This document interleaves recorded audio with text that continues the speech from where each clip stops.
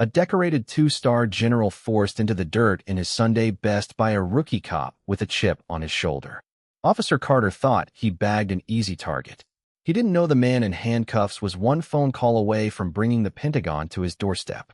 The clock on the dashboard of the midnight blue Mercedes S-Class read 11:45 p.m. Major General Warren Hayes was exhausted, but it was the good kind of exhaustion. He had just spent the weekend in Richmond, Virginia, attending the college graduation of his youngest niece. Now he was making the long drive back up Interstate 95, transitioning onto the darker, winding stretches of Route 1 toward his home in Alexandria. At 58 years old, Warren had seen the worst of humanity. He had commanded battalions in Fallujah, coordinated massive logistical movements across the mountains of Afghanistan, and earned a Silver Star for pulling 3 of his men from a burning Humvee under heavy enemy fire.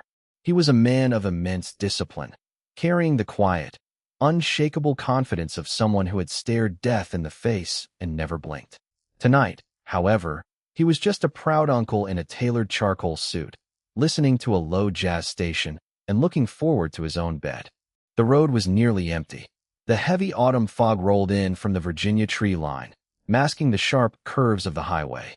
Warren was cruising at exactly 45 miles per hour, perfectly in sync with the posted speed limit. Then the darkness shattered. Red and blue strobes ignited the fog in his rearview mirror. The wail of a police siren cut through the smooth saxophone pouring from his car speakers. Warren's pulse didn't spike. Decades of military training had hardwired him to remain calm in sudden high-stress situations. He checked his speedometer, confirmed he was well within the legal limit, and signaled to pull over onto the gravel shoulder. He put the vehicle in park, turned off the engine, and immediately engaged his hazard lights. As a black man in America, Warren knew the unwritten drill, a survival protocol that transcended rank, medals, or tax brackets. He turned on the interior dome lights, so the cabin was fully illuminated. He rolled down all 4 windows to remove any blind spots. Finally, he placed both of his large, calloused hands at the 10 and 2 positions on the steering wheel, linking his fingers together. He waited. In his side mirror, he watched the patrol car door swing open. A young police officer stepped out, adjusting his heavy utility belt. This was Officer Mitchell Carter, a 28-year-old patrolman with a tight military-style fade, a protruding jaw, and a reputation in his department for being overly aggressive. Carter approached the Mercedes not with the casual stride of a public servant conducting a routine traffic stop, but with the tactical caution of a man approaching an active threat. His right hand rested heavily on the grip of his unholstered service weapon. Carter reached the driver's side window and immediately shined his heavy maglite flashlight directly into Warren's eyes, blinding him. License, registration, and proof of insurance, Carter barked, his voice dripping with unwarranted hostility. Warren squinted against the harsh beam, keeping his hands firmly planted on the wheel. "Good evening, officer. My wallet is in my right jacket pocket. The registration and insurance are in the glove compartment. How would you like me to proceed?" Carter sneered, keeping the flashlight pinned to Warren's face. "I said get your papers. Don't make sudden movements. I'm watching your hands." "Moving my right hand to my jacket pocket now," Warren stated smoothly, his voice a calm, deep baritone that commanded respect in war rooms but seemingly aggravated the young patrolman. He slowly retrieved his wallet, extracting his Virginia driver's license. "Moving my hand into the glove box now." He handed the requested documents through the window. Carter snatched them, shining his light on the license, then back at Warren's face, then sweeping the beam across the luxurious leather interior of the Mercedes. "Warren Hayes," Carter read, dragging out the syllables. "This your car, Warren?" "It is," Warren replied, his tone even. "An S-Class Mercedes retails for what? 120 grand. Carter's tone shifted from authoritative to openly suspicious. "What line of work are you in that pays for a ride like this?" "I work for the federal government," Warren said cleanly. He didn't feel the need to boast about his rank. In his experience, civilian police officers rarely understood the hierarchy of the military anyway, and he had no desire to escalate the situation by demanding respect. "Federal government," Carter repeated, a mocking edge to his voice. "Right. And where are you coming from tonight, Warren?" "A family event in Richmond. I'm heading home to Alexandria." Carter leaned closer to the window, sniffing the air aggressively. You know why I pulled you over? I do not, officer. I was maintaining the speed limit, and my vehicle is in full working order. You swerved back there, Carter lied. A classic, unverifiable pretext for a stop. Crossed the double yellow line. You've been drinking tonight. Smoking something you shouldn't be. I have not had a drop of alcohol, nor do I use narcotics, Warren replied, his posture rigid. He was beginning to recognize the script Carter was reading from. It was a dangerous, familiar game. I smell marijuana, Carter declared, stepping back slightly and dropping his hand back to his gun belt. Step out of the vehicle. Warren's jaw tightened. The scent of marijuana was the universal skeleton key for bypassing the Fourth Amendment. There was no marijuana in the car. There had never been marijuana in the car. Officer Carter, Warren said, reading the man's name tag for the first time, I respectfully disagree with your assessment. There are no illegal substances in this vehicle. I do not consent to a search. I didn't ask for your consent, Carter shouted, his temper flaring. He unclipped his radio. Dispatch, Unit 4. I need a secondary unit at mile marker 42. Suspect is being uncooperative. He glared back at Warren. I said step out of the vehicle. Now. Warren knew the statistics. He knew what happened to black men on dark roads who argued with angry armed police officers. He was a tactician. He knew when a battlefield was disadvantageous. I am stepping out of the vehicle, Warren announced loudly and clearly. He unbuckled his seatbelt with slow, deliberate movements. He opened the heavy door and stepped out into the biting November chill. He stood at his full height, 6 feet 3 inches, with the broad-shouldered build of a career paratrooper. For a split second, Carter took a step back, visibly intimidated by Warren's imposing physical presence. But that fear quickly morphed into a volatile defensive rage. Turn around, face the car. Put your hands on the roof, Carter yelled, drawing his taser and aiming the red laser directly at the center of Warren's tailored suit jacket. Warren turned, placing his hands flat on the cold metal of his own roof. Breathe, he told himself. Maintain bearing. Let him make the mistakes. Officer Carter closed the distance, shoving Warren aggressively against the side of the Mercedes. The impact bruised Warren's ribs, but he didn't make a sound. Carter kicked Warren's legs apart, forcing him into a wide, uncomfortable stance, and began a rough, invasive pat-down. The torso, the legs, then reached forcefully into Warren's pockets, pulling out his keys, his cell phone, and his wallet. Carter tossed the items onto the trunk of the car.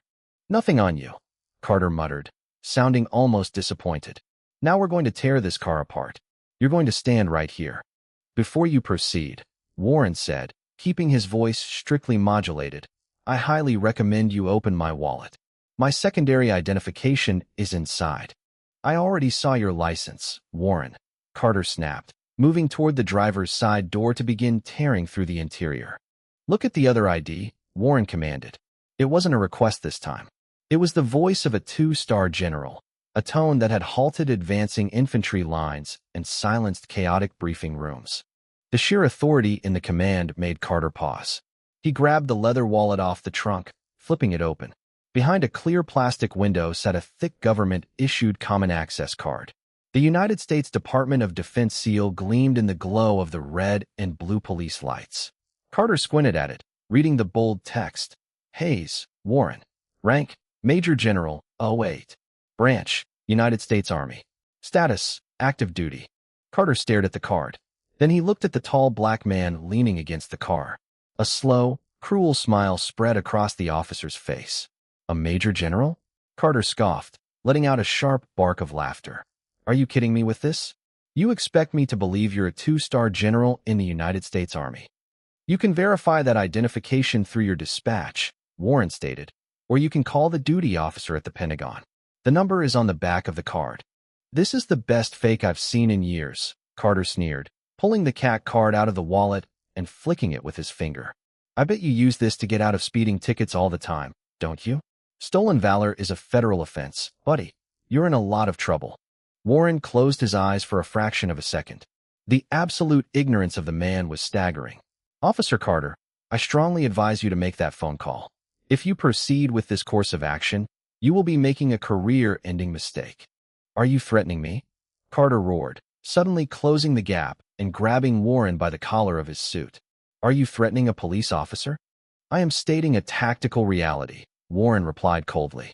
"Hands behind your back," Carter shouted, spinning Warren around and forcing his wrists together.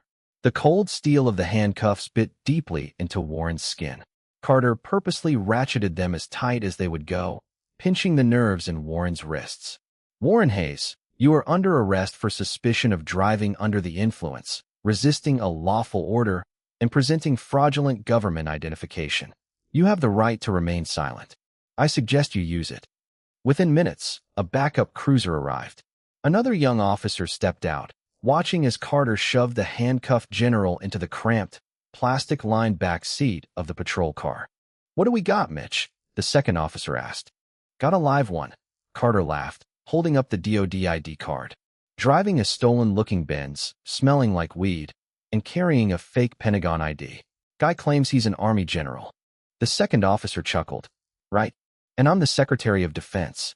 Put him in the cage. I'll wait for the tow truck." As Warren sat in the stifling, foul-smelling back seat of the cruiser, he watched his pristine Mercedes being loaded onto a flatbed tow truck. The car had been a gift to himself after his last deployment. Now it was being impounded over the bruised ego of a small-town cop. Warren felt a cold, calculated fury settling into his chest. He didn't shout. He didn't scream about his rights. He sat in total silence, calculating his next moves like a chess grandmaster. The ride to the station took 20 minutes. Carter drove erratically, taking sharp turns to intentionally throw Warren off balance in the back seat. When they finally pulled into the precinct in a wealthy, insulated suburban county, Carter dragged Warren out of the car by his handcuffs. The harsh fluorescent lights of the precinct lobby were blinding. Carter marched Warren up to the booking desk, where a bored-looking desk sergeant was typing on a computer. "Hey, Sergeant Miller," Carter called out, shoving Warren toward the counter. "Got a good one for booking." Sergeant Miller, a heavy-set man with tired eyes, looked up. "What's the charge?" "DUI refusal, resisting, and fraud," Carter said proudly, dumping Warren's belongings onto the metal counter. The keys, the wallet, the phone, and a heavy gold watch. Miller began to inventory the items. He picked up the heavy gold watch. "Rolex Submariner. Nice piece." "Probably fake, just like his ID," Carter chimed in. He reached into the pile and pulled out a heavy solid bronze coin, intricately engraved with a bald eagle and 3 stars. Carter tossed it onto the desk. "Look at this garbage. Guy's carrying around poker chips." Warren's eyes narrowed.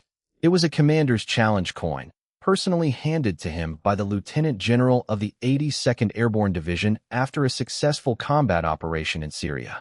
"Take his tie, his belt, and his shoelaces," Sergeant Miller ordered mechanically, ignoring the coin. "Put him in holding cell 3. I'll run his prints." 2 other officers approached, stripping Warren of his silk tie, his leather belt, and the laces from his Oxfords. They treated him roughly, yanking him by the shoulders. Warren remained an immovable pillar of stoicism. "I am entitled to a phone call," Warren finally spoke, his voice echoing in the concrete room. "You'll get your call when we're done processing you, General," Carter mocked, grabbing Warren by the arm and leading him down a bleak gray hallway. The holding cell smelled of urine and industrial bleach. There was a single metal bench bolted to the wall. Carter shoved him inside and slammed the heavy iron bars shut. The lock echoed with a sickening clang. "Make yourself at home," Carter smiled through the bars. "The magistrate won't be in until 8. You've got a long night ahead of you." Warren stood in the center of the cell, his hands finally free from the cuffs. His wrists were bruised and bleeding slightly. His tailored suit was rumpled and dirted from being shoved against the car. He looked at the camera mounted in the corner of the ceiling. He knew they were watching. He sat down on the cold metal bench, crossed his legs, and folded his hands in his lap. He waited with the infinite patience of a sniper in a blind. 2 hours passed. The precinct was quiet, save for the occasional radio chatter echoing down the hall. Finally, heavy footsteps approached. Sergeant Miller appeared at the bars, looking slightly pale, though Warren couldn't quite tell why yet. Miller held a cordless phone in his hand. "All right, Hayes," Miller grunted, sliding the phone through the small slot in the bars. "You get 1 call. Make it quick. Local numbers only." Warren took the phone. He didn't dial a local public defender. He didn't dial his wife to worry her in the middle of the night. He dialed a secure, direct 10-digit line to the National Military Command Center at the Pentagon. It rang once. Duty Officer Major Collins speaking. A crisp voice answered. Collins, this is Major General Warren Hayes. Authentication code Delta 79er Tango, Warren said, his voice dropping into a register of pure, icy command. There was a brief pause on the line as the Major verified the code. Authentication confirmed. Good evening, General Hayes. How can I assist you, sir?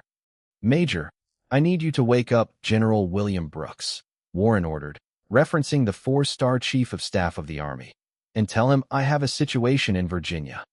The silence on the secure telephone line was absolute and profound, stretching for 3 agonizing seconds before Major Collins finally responded. The young officer's voice had lost all of its bureaucratic stiffness, replaced instantly by the sharp, immediate urgency of a soldier receiving a critical operational command. Yes, General Hayes. Right away, sir, Major Collins said, his fingers already flying across his encrypted keyboard. Can you provide me with your exact coordinates and current situational status? Warren maintained his perfectly modulated tone, speaking clearly so the recording devices in the police precinct would capture every single syllable of the conversation. I am currently being detained in a holding cell at the County Police Precinct in Virginia, directly off Route 1. I was subjected to an unwarranted traffic stop by an officer, Mitchell Carter. I have been falsely accused of driving under the influence, resisting arrest, and carrying fraudulent federal identification. My vehicle, a Mercedes S-Class, has been illegally impounded, and my personal belongings, including my Department of Defense credentials, have been seized. Notify General Brooks that I have been unlawfully deprived of my liberty under color of law, and I expect an immediate, appropriate military and federal response to secure my release. Understood, General. I am patching this transmission directly through to the Chief of Staff's residence and simultaneously notifying the Provost Marshal General. The United States Army Criminal Investigation Division will be mobilized immediately. Please remain safe, sir. Cavalry is on the way. Warren handed the phone back through the iron bars without another word. Sergeant Miller took the receiver, a deep, unsettling frown creasing his heavy forehead. He looked at the tall, impeccably calm man sitting on the metal bench. Suspects usually cried, screamed, begged, or threatened lawsuits. They never spoke with such terrifying, clinical precision. They certainly never ordered the awakening of a 4-star general. Who was that? Miller asked, his voice losing some of its previous gruffness. That was the beginning of the end of this precinct's current administration, Warren replied softly, staring directly into Miller's eyes. I suggest you go back to your desk, Sergeant, and run my fingerprints through your automated system. I believe you will find the results highly educational. Miller swallowed hard, a sudden cold knot forming in his stomach. He turned and walked briskly back to the booking desk. Officer Carter was leaning against the counter, loudly boasting to 2 other patrolmen who had just returned from their shifts, pantomiming the way he had shoved the fake general against the side of the luxury vehicle. I'm telling you, the guy was a total piece of work, Carter laughed, sipping from a styrofoam cup of bad coffee. Had the suit, the car, the fake Pentagon badge. He probably runs a high-end fraud ring out of D.C. The magistrate is going to have a field day with this clown tomorrow morning. Miller ignored the young officer's arrogant grandstanding. He sat down heavily in his chair, took the physical fingerprint cards they had just rolled from Warren's hands, and scanned them directly into the automated fingerprint identification system. The AFIS database connected local precincts directly to the FBI's National Crime Information Center, commonly known as NCIC. Miller hit submit and waited. Usually, a standard background check took roughly 3 to 5 minutes, returning minor warrants, past convictions, or a simple green screen indicating a clean record. This time, it took less than 15 seconds. The ancient computer monitor didn't turn green. It flashed a brilliant, blinding crimson red. A high-pitched warning alarm began to beep rapidly from the computer's internal speakers, a sound Miller had only heard twice in his 20-year career. The text on the screen was locked in bold black letters against the red background. Critical alert. Restricted file. Top secret/SSCI clearance recognized. Subject: Hayes, Warren. Status: Active duty, United States Army. Rank, Major General, 08. Department of Defense Security Clearance Level 5, Yankee White. Warning: this individual is a high-level federal official.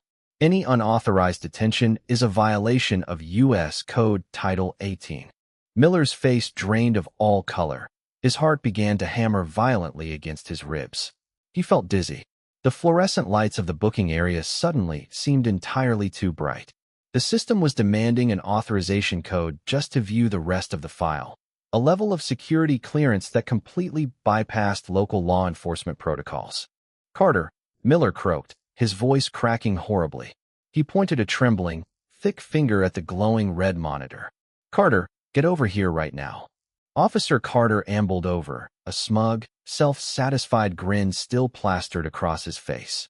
"What's up? Did his rap sheet come back? How many fraud charges does our fake general have?" "Read the screen, you absolute idiot," Miller whispered, absolute terror leaking into his tone. "Read the damn screen." Carter leaned over the desk. His eyes scanned the bold text. His smug grin slowly began to slip, replaced first by confusion, then by a stubborn, desperate denial. "It's a glitch," Carter insisted, waving his hand dismissively. "Or he's a master hacker. These fraud rings, they have guys who can hack into the FBI databases and plant fake profiles. It's a defense mechanism. There is absolutely no way that guy in Cell 3 is a 2-star general. It is a direct NCIC hit, Carter," Miller hissed, standing up and grabbing the younger officer by the front of his uniform shirt. "This system does not glitch. You just falsely arrested, assaulted, and imprisoned a decorated military commander who holds a Yankee White security clearance. Do you have any idea what you have done? We are all going to federal prison." Carter aggressively shoved Miller's hands away, his own panic manifesting as volatile anger. "Calm down. You're letting a suspect play mind games with you. I'm going to go back there and get the truth out of him right now." Before Miller could stop him, Carter stormed down the gray hallway toward the holding cells. He marched up to the iron bars of Cell 3, slamming his heavy flashlight violently against the metal grate. The deafening clang echoed through the concrete block, but Warren Hayes did not flinch. The general remained perfectly still on the metal bench, his posture impeccable, his expression entirely unbothered. "All right, Hayes, the games are over," Carter snarled, though his voice lacked its previous absolute conviction. "I don't know who you paid to hack your fingerprints into the federal system, but it's not going to work. You're going to confess to the fraudulent ID right now, or I'm going to make sure the prosecutor attaches federal cybercrime charges to your warrant." Warren finally looked up, his dark eyes locking onto Carter's pale, sweating face. The general did not raise his voice. He did not need to. "Officer Carter," Warren said smoothly. "In approximately 20 minutes, a very large contingent of heavily armed federal agents and military police officers will walk through the front doors of this precinct. When they do, they are going to take your badge. They are going to take your firearm. And then they are going to take your freedom. You have precisely 20 minutes to mentally prepare yourself for the complete and total destruction of the life you currently know." Carter opened his mouth to shout another threat, but the words died in his throat. For the first time all night, looking into the cold, completely unafraid eyes of the man he had arrested, Carter finally realized the catastrophic magnitude of his mistake. The storm arrived in exactly 18 minutes. The quiet atmosphere of the suburban police precinct was violently shattered by the roaring engines of 3 black, heavily armored Chevrolet Suburbans tearing into the front lot. They bypassed standard parking spaces, pulling onto the concrete sidewalk, blocking the main entrance. Behind them, 2 dark green military police cruisers skidded to a halt, blue and red lights throwing wild, frantic shadows against the brick walls. The heavy glass doors of the precinct were thrown open with immense force, slamming against interior walls. A dozen men flooded into the lobby. Half wore the dark navy windbreakers of the Federal Bureau of Investigation. The other half wore the crisp, intimidating tactical uniforms of the United States Army Criminal Investigation Division. At the front walked Colonel Robert Mitchell, a deeply serious military investigator in a perfectly tailored uniform. Beside him was Special Agent Reed from the FBI Regional Field Office. Sergeant Miller stood behind the booking desk, his hands raised in the air as if he were being arrested. The two patrolmen who had been laughing with Carter moments earlier backed away against the wall, terrified. Who was the commanding officer of this facility? Colonel Mitchell demanded, his voice echoing like a gunshot. Chief Henderson is on his way, sir, Miller stammered, his body shaking. He was called at home. I do not care about your chief, Mitchell snapped, marching directly up to the desk. I am Colonel Mitchell, United States Army CID. You are currently holding Major General Warren Hayes against his will. Hand over the keys to his cell immediately, or my men will dismantle the bars with a blowtorch and arrest every sworn individual in this building for kidnapping a federal official. Miller frantically grabbed the heavy ring of brass keys from his belt, hands trembling so violently he nearly dropped them. He practically ran around the counter, leading federal agents down the concrete hallway. Officer Carter was still standing in front of cell 3 when the vanguard of federal power rounded the corner. When Carter saw the military police gripping tactical rifles, his knees physically buckled. He stumbled backward, pressing his spine against the cinder block wall, his face completely devoid of color. Sergeant Miller jammed the key into the heavy iron lock, twisting it, and pulling the barred door wide open. Colonel Mitchell immediately stepped into the cell, snapping off a crisp military salute. General Hayes, sir. I apologize for the delay. Are you injured? Warren stood up slowly, returning the salute with effortless grace. He brushed dust off his rumpled charcoal suit. No severe injuries, Colonel. Just some minor bruising from a rather enthusiastic search. Have my personal effects been secured?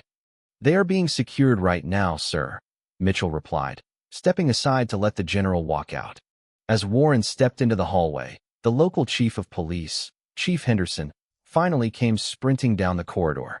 He was entirely out of breath, hastily buttoning a uniform shirt over his undershirt.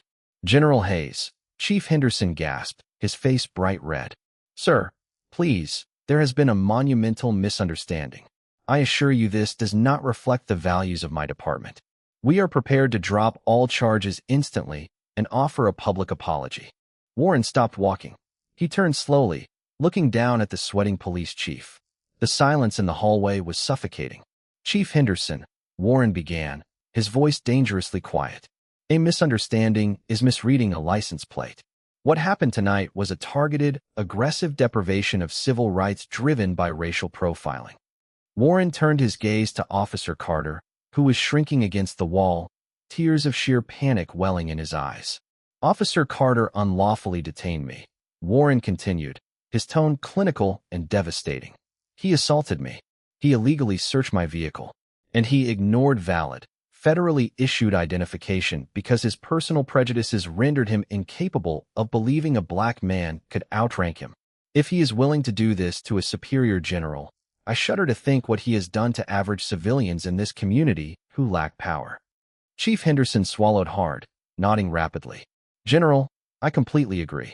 Officer Carter is suspended immediately, pending termination. He is not just suspended, Special Agent Reed interjected, stepping forward with heavy federal handcuffs. Mitchell Carter, you are under arrest by the Federal Bureau of Investigation for criminal deprivation of rights. Turn around and put your hands behind your back. Carter let out a pathetic sob as he was spun around, stripped of his duty belt, and marched down the hallway. Warren retrieved his belongings from the booking desk, sliding his heavy Rolex back onto his bruised wrist. Stepping into the crisp breeze, he walked toward his idling Mercedes, perfectly content to let corrupt men dig their own inescapable graves.